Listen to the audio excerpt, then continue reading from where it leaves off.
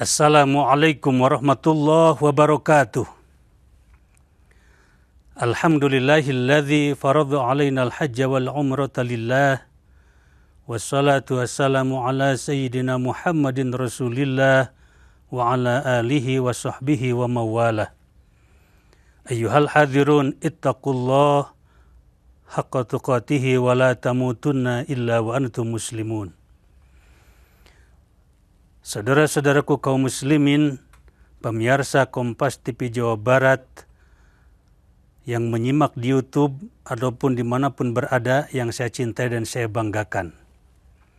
Teruntuk saudara-saudaraku kaum muslimin yang di tahun 2025 Masehi ini, 1446 Hijriah ini, mendapat panggilan untuk melaksanakan ibadah haji ke tanah Mekah Al-Mukarramah, saya sampaikan selamat kepada semuanya. Semoga lancar di perjalanan, sukses dalam pelaksanaan rangkaian ibadah hajinya, sehat zahir batinnya, dan nanti bisa kembali ke tanah air dengan selamat, berkumpul bersama keluarga kembali. Saudara-saudaraku, pemirsa Kompas TV Jawa Barat yang saya cintai, sebetulnya semua kita umat Islam sudah dipanggil oleh Allah untuk melaksanakan ibadah haji. Beberapa ayat dalam Al-Quran itu adalah panggilan Allah. Wa'adzin fin nasi bil haji ya'tuka rijala wa ala kulli dhamiri yatina min kulli fajin amik. Itu panggilan Allah. Walillahi ala nasi hijjul bait man istata'a ilaihi sabila. Itu pun panggilan Allah. Terhadap panggilan Allah ini, menurut Profesor Dr. Muhammad Quraish Shihab, seorang mufassir dari tanah air kita Indonesia, beliau menjelaskan ada 3 kelompok golongan orang yang merespon terhadap panggilan Allah ini. Pertama, ada orang yang imannya kuat, istitoahnya ada, ongkos punya, badan sehat, berangkat ke sana. Tentu prosesnya daftar dulu, menunggu dulu pemanggilan waktu berangkat, dan sekarang salah satu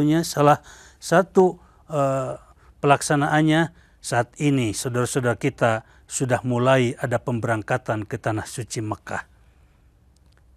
Ini adalah kelompok orang yang punya iman dan punya kemampuan dalam segala hal baik kesehatan maupun materinya. Berangkat melaksanakan ibadah haji. Ada kelompok yang kedua, imannya kuat, keinginannya sangat keras, ingin melaksanakan ibadah haji hatinya. Tapi istitoah belum ada, ongkos belum punya. Tidak wajib, karena yang wajib berangkat ke Mekah itu adalah orang yang punya tiud, yang punya ongkos, yang punya duit, punya kemampuan. Walaupun iman kuat, kemauan tinggi, kalau tidak ada kemampuan materi, tidak diwajibkan. Tapi memang Allah itu sangat adil kepada kita. Perintah ibadah haji itu bahasa Allah tidak ke Mekah bahasanya. Walillahi ala nasi hijjul bait. Kemana ibadah haji? Ke Baitullah. Baitullah mana? Ka'bah, Baitullah. Bukan hanya Ka'bah, Baitullah. Masjid di lingkungan kita, di kampung kita, di komplek kita, di tempat kita. Itu pun Baitullah. Bahkan kata ulama sufi, hati kita pun adalah Baitullah, yaitu tempat memenuhi undangan Allah. Ke Mekah wajibnya bagi yang punya kemampuan ongkos. Yang belum punya kemampuan materi untuk berangkat ke sana, ya Baitullah yang di sini aja dihidupkan, diisi berjamaah, majlis taklimnya, hidupkan syiar Islam di masjid. Bisa jadi orang yang rajin berangkat ke masjid, berjamaah di masjid, menghidupkan masjid, syiar Islam didatangi terus, bisa jadi meraih kemuliaan melebihi orang yang pulang pergi berangkat ke Mekah, tapi pulang dari Mekah tidak meningkat ibadah dan amal solehnya. Ini respon golongan yang kedua. Ada golongan yang ketiga, mampu ongkosnya, sehat badannya, ekonominya cukup, keluarga tidak khawatir meninggalkan, tapi iman tidak ada. sehingga tidak berangkat ke sana. Padahal dipanggil oleh Allah, tapi tidak mau daftar, tidak berangkat ke Mekah. Banyak orang sekarang kaya raya, hartanya banyak, tapi belum ada niat untuk berangkat ke Mekah. Tidak daftar-daftar acan, kata orang Bandung. Dari mulutnya keluar kalimat, saya belum ada panggilan dari Allah, katanya. Bukan tidak ada panggilan, hati kamu masih keras. Allah sudah manggil, kamu sudah punya uang, kenapa tidak daftar? Kenapa tidak niat untuk berangkat? Nah, di sini pentingnya pondasi iman jika kita ingin melaksanakan ibadah haji. Maka sebetulnya kita memang tidak ada kewajiban untuk mencari uang buat ke Mekah, tidak ada. Kalau kita tidak mampu berangkat ke Mekah atau belum mampu berangkat ke Mekah, tidak usah menyengajakan cari uang untuk bisa ke Mekah, untuk bisa umrah, untuk bisa haji. Tidak ada kewajiban. Cuma ketika kita diberi kelapangan rizki oleh Allah, diberi kesempatan rizki yang melimpah, di situ kalau kita tidak berangkat, tidak niat acan untuk berangkat ibadah haji, disitulah berdosa buat kita. Karena diberi kesempatan oleh Allah, dipanggil sudah, tapi kita enggan melaksanakan. Di situ baru bermasalah. Pemirsa Kompas TV Jawa Barat yang saya cintai dan saya banggakan. Terus bagi saudara-saudara kita yang sekarang ataupun yang nanti ke depan akan melaksanakan ibadah haji tahun ini, khususnya apa yang harus dipersiapkan untuk kesempurnaan ibadah haji kita? Pertama, siapkan ilmu manasik yang lengkap. Para jamaah harus punya pemahaman manasik secara mandiri. Walaupun ada pembimbing, ada ketua KBIH, ada petugas kloter contoh. Walaupun ada pembimbing, tapi tetap pemahaman secara mandiri itu harus. Mengapa? Karena dalam pelaksanaan ibadah haji di sana, kita jangan berpikir hanya kelompok kita saja. Yang ibadah haji itu ribuan bahkan jutaan seluruh dunia secara serentak. Belum tentu kita selalu bersama dengan pembimbing. Belum tentu kita selalu bareng dengan petugas. Apalagi ketika tawaf jutaan orang di situ. Ketika sa'i juga, ketika melontar jumroh. Terkadang kita terpisah. Kalau sudah terpisah dengan pembimbing, dengan rombongan, ibadah kita kalau tidak punya pemahaman mandiri akan bingung. Gak ada pembimbing, ini kita harus bagaimana, saya harus bagaimana, kan bingung. Tapi kalau sudah punya pemahaman yang mandiri, ilmu yang mandiri terkait manasik, walaupun kita terpisah, kita akan mampu melaksanakan, mensukseskan ibadah secara mandiri. Itulah pentingnya punya pemahaman mandiri. Maka disitulah Kementerian Agama hadir, pemerintah hadir, memberikan manasik, keilmuan manasik diberikan kepada seluruh para jamaah secara berjenjang. 6 kali pertemuan di tingkat kecamatan melalui KUA, 2 kali di tingkat kabupaten kota. Insya Allah akan cukup untuk membekali para jamaah memahami manasik baik teori maupun praktek, sehingga ketika pelaksanaan ibadah haji dia akan percaya diri untuk bisa mensukseskannya. Walaupun di sana tidak selalu berbarengan dengan pembimbing. Itu yang pertama, persiapkan ilmu manasik yang lengkap secara mandiri.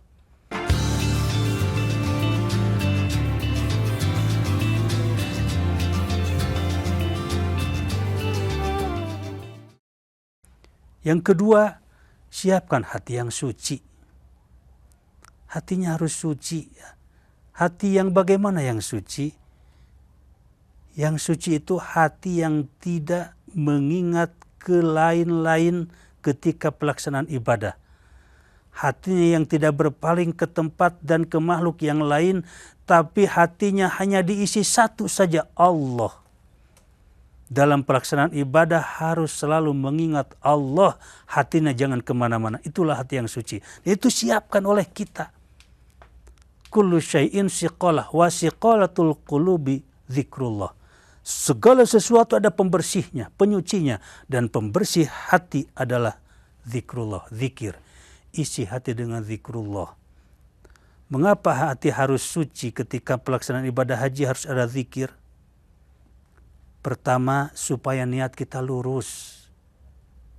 Wa atimul hajja wal umrata lillah. Sempurnakan haji dan umrah itu lillah, karena Allah.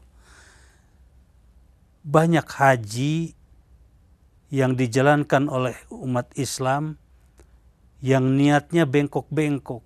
Berangkat ke Mekah karena ingin pamer bahwa kita mampu, karena ingin punya gelar haji supaya bisa mentereng di hadapan tetangga dan sesama. Banyak yang ibadah haji karena ingin berbisnis, macam-macam itu sudah bengkok. Wa atimul hajja wal umrata lillah, harus lillah. Orang yang hatinya dihidupkan dengan zikrullah, pasti segala gerak-gerik ibadahnya lillah. Tidak akan kemana-mana, hatinya tidak berpaling lagi. Luruskan niat. Memang kebanyakan ingin ke Mekah itu ingin menjadi tamu Allah, akan menjadi tamu Allah. Saya ingin berbagi pemahaman bahwa kita jangan cukup hanya menjadi tamu kepada Allah itu. Mengapa? Karena tamu itu kan hanya sementara, sebentar, hanya sesaat selagi ada keperluan. Itu tamu namanya. Saya nih hadir di Kompas TV, saya tamu. Setelah selesai acara ini saya pulang, belum tentu kembali ke sini lagi, bahkan bisa lupa dengan orang Kompas TV. Mengapa? Tamu. Tamu itu hanya numpang lewat saja. Orang katanya ke Mekah karena ingin bertamu kepada Allah. Ya pantas orang yang pulang dari Mekah banyak yang lupa lagi kepada Allah karena hanya numpang lewat saja. Bagus, memang kita tamu Allah, tapi kita harus berlanjut, jangan hanya bertamu. Kita sebagai umat Islam harus selalu bersama Allah. Harus selalu bersama Allah. Dimanapun, kemanapun, selalu bersama Allah. Bagaimana supaya kita bisa selalu bersama Allah? Di dalam hadis qudsi Allah menjelaskan, Ana inda dhanni abdi bi, wa ana ma'ahu hina yadhkuruni. Kata Allah, aku ini bagaimana prasangka hambaku, dan aku bersama hambaku di saat hambaku mengingatku. Jadi di saat kita mengingat Allah, saat itu kita sedang bersama Allah. Jika hati kita lupa kepada Allah, saat itu kita sedang jauh dari Allah. Jadi kunci supaya kita bersama Allah, hidupkan hati mengingat Allah, zikir dalam setiap detik. Maka saat itu setiap detik kita selalu bersama Allah. Ini hadis qudsi juga. Fa illam tarani falzam ismi. Jika engkau tidak bisa melihatku, kata Allah, tetapkan aku dalam hatimu. Tetapkan Allah. Patrikan, kukuhkan, kokohkan kalimah la ilaha illallah supaya Allah hidup terus dalam diri kita. Mengapa?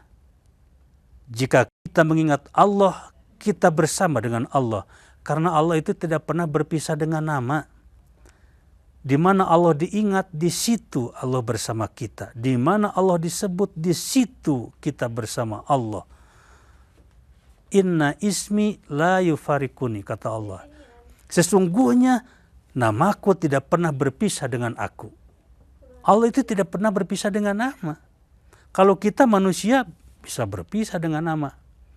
Tapi Allah tidak pernah lepas dari nama.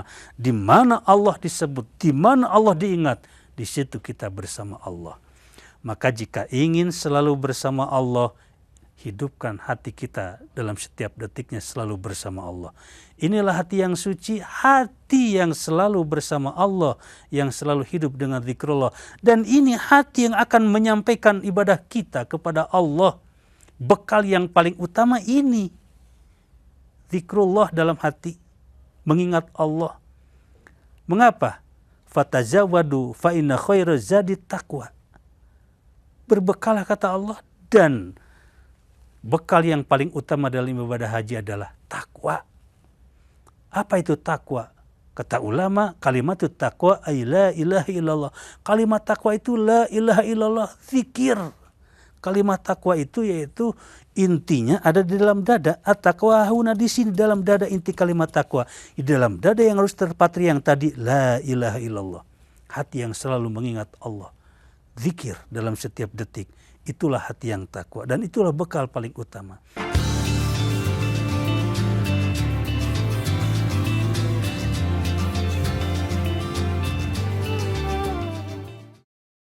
Pemirsa Kompas TV yang saya banggakan, kan ibadah dalam Islam itu bukan ibadah lahiriah saja dan bukan ibadah batiniah saja, ibadah lahir batin, seluruh ibadah kita adalah ibadah lahir batin. Sholat ibadah lahir batin, lahiriahnya ruku, sujud, baca-bacaan sesuai dengan ketentuan fikih, ketentuan tajwid, harus terlaksana, harus wajib sempurna dan wajib tertib dalam pelaksanaan ibadah zahirnya. Tapi tidak cukup ruku dan sujud sempurna secara fikih, batinnya juga, hatinya harus hidup. Fungsikan hati dalam ibadah, karena sholat juga ibadah lahir batin. Bagaimana hati yang hidup ketika sholat, batinnya jangan kemana-mana, hatinya jangan mengingat yang lain, Allah saja, fokuskan kepada Allah, itulah inti khusyuk. Kata Allah, fawailul lil musallin alladzina hum an salatihim sahun. Celaka siapa? Orang yang sholat tuh, bisa celaka. Sholat yang mana? Sahun, yang berpaling. Apa yang berpaling? Hati. Tubuhnya di atas sajadah, bibirnya baca-bacaan sholat, ruku sujudnya rapi, tapi hatinya berkelana kemana-mana. Tukang dagang, hatinya ke pasar. Tukang tani, hatinya ke ladang. Guru, hatinya ke kelas. Pegawai, hatinya ke kantor-kantor. Tubuh di atas masjid, tubuh di atas sajadah, di dalam masjid, tapi hati berkelana kemana-mana. Itulah sholat yang tidak mi'raj kepada Allah. Sholat yang lalai, sholat yang celaka, sholat yang tidak punya harga, hancur jadi sampah kalau tidak berfungsi hatinya untuk khusyuk kepada Allah. Jadi khusyuk itu bukan dengan tangan, bukan dengan mulut, dengan hati. Gak usah kita harus memaksakan khusyuk dengan tangan sampai takbir muter-muter Allah, tidak harus. Karena bukan dengan tangan, tidak juga harus bacaan di sentak-sentak, kalau kata bahasa orang Bandung, Bismillahirrahmanirrahim, bukan begitu. Khusyuk yang tertib saja, yang tartil bacaan yang tartil, ruku sujud yang rapi. Secara fikih, hati kita khusyuk itu fokuskan dalam sholat mengingat Allah. Nah itu ibadah lahir batin. Puasa ibadah lahir batin. Tubuh kita, fisik kita menahan haus dan lapar ditahan.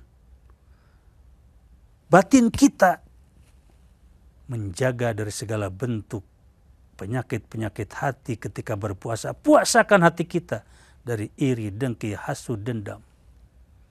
Zakat lahir batin juga. Lahiriahnya tangan kita memberikan harta kepada mustahik. Batin kita harus ikhlas dalam mengeluarkan zakat, dalam berinfak, dalam bersedekah. Jadi lahir batin. Ibadah haji pun sama. Lahiriah kita hanya sampai di Mekah, hanya sampai di Madinah, hanya sampai di Ka'bah, hanya sampai di Arafah, enggak kemana-mana. Tubuh kita itu balik lagi ke Indonesia, balik lagi ke rumah. Yang sampai kepada apa? Yang sampai kepada Allahnya. Hati ketika kita tawaf, ketika sa'i, ketika wukuf, kita melontar, ketika kita sedang apapun ibadah di Mekah. Kemana hati kita? Kalau hatinya ke Allah, mengingat Allah, ketika pelaksanaan hajinya, maka akan sampai kepada Allah. Kalau hatinya ke sawah, sampai ke sawah. Kalau ketika tawaf hatinya ke ladang, sampai ke ladang. Hatinya ke suami, sampai ke suami. Maka kalau mau ibadah kita, mau tawaf kita, wukuf kita mau sampai kepada Allah, hati kitanya harus selalu mengingat Allah. Inilah ibadah zahir batin dalam ibadah haji. Ketika kita ingin haji kita sempurna, jangan hanya manasik secara fikih yang kita fokuskan bekal, tapi bekali hati dengan zikir supaya sempurna batiniahnya. Insya Allah, kalau hatinya selalu bersama Allah, hajinya bukan hanya di Mekah, akan terbawa sampai ke Indonesia. Pantaslah kalimat Allah dalam Al-Quran, Al-Hajju Ashhurum Ma'lumat, faman faradha fihinal hajja fala rafatha wala fusuqa wala jidala fil hajj. Bahasa Allah, faman faradha fihinal hajja fala rafatha wala fusuqa wala jidala fil hajj. Jangan berkata kotor, jangan maksiat, jangan bertengkar. Di mana? Fil hajj, dalam haji. Allah tidak bahasa fala rafatha wala fusuqa wala jidala fil Mekah. Jangan berkata kotor, jangan maksiat, jangan fasik, jangan bertengkar di Mekah. Bukan di Mekah bahasanya, fil hajj, dalam haji. Berarti kalau datang ke Indonesia, pulang ke tanah air, kita kembali bertengkar lagi, ngomong goreng lagi, berlaku fasik lagi, bermaksiat lagi, berarti hajinya tidak dibawa ke tanah air, hanya di Mekah saja. Kalau di Mekah dijaga bicara buruk, dijaga fasik, dijaga bertengkar, tapi pulang ke rumah ke Indonesia, bertengkar lagi, maksiat lagi, berarti hanya di Mekah saja hajinya. Sebab kata Allah, fil hajj, dalam haji. Kalau ke Indonesia pulang hajinya dibawa, berarti di Indonesia pun sama. Fala rafatha wala fusuqa wala jidal. Berarti di Indonesia pun kita bersama Allah. Tidak bertamu kepada Allah, tapi selalu selamanya bersama Allah. Inilah haji yang oleh kita populer haji mabrur. Berbekas pulang ke tanah air, ada efek, ada pengaruh terhadap perilaku, terhadap akhlak. Bukan hanya di Mekah saja menjaga akhlak, tapi di Indonesia pun dijaga. Saya yakin pemirsa Kompas TV, jikalau haji umat Islam mabrur secara keseluruhan, mabruroh, padahal setiap tahun itu kan bergantian berangkat ke Mekah ibadah haji itu. Sekitar 221.000. Bergilir setiap tahun. Jika mabrur secara keseluruhan, setiap tahun berangkat ke Mekah, pasti akhlak moral masyarakat Indonesia itu akan terus membaik dan membaik. Akan jauh lebih bagus. Tapi kenyataan kita saat ini, ternyata moral di negara kita, kemunkaran, kemaksiatan makin merajalela, korupsi bahkan makin menjadi-jadi. Saya yakin berarti mayoritas ibadah kita, ibadah haji umat Islam masih belum sempurna dilaksanakan, masih belum meraih kemabruran. Baru jadi haji tapi belum haji jadi. Kalau jadi haji mah gampang, berangkat pulang dari Mekah ya pakai peci putih, sorban, dipanggil Pak Haji, Neng Haji, Cah Haji.